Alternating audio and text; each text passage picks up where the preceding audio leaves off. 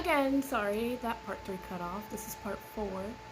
Um, so I was in the psych unit for 14 days, and um, first it wasn't so bad. You just had to go in and you were meeting the different people, and then I actually was in there with a friend of mine from high school, the exact same high school that I was in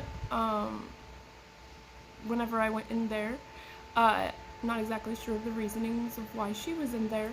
Um, but we were both in there at the same exact time. So that kind of made it a little bit better.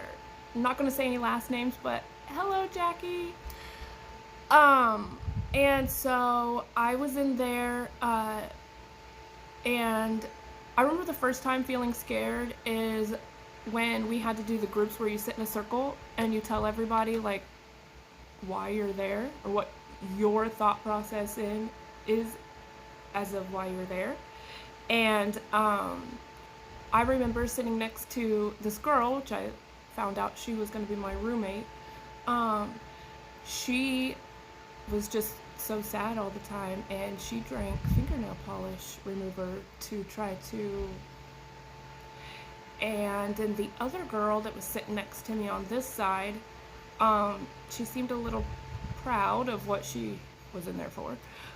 She was in there for beating up her elderly grandparents, one of which was beat up by a car door. And so obviously everyone knew not to mess with that person. But I remember being able to do schooling up there. I remember doing rec sports, and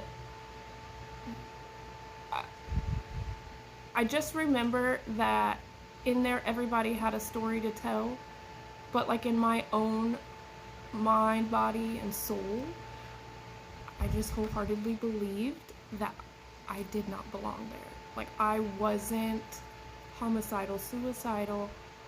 I wasn't any of the things that everybody else's stories kind of matched up to, like their parents believing that they might hurt themselves or others. But for me, that was not the case at all.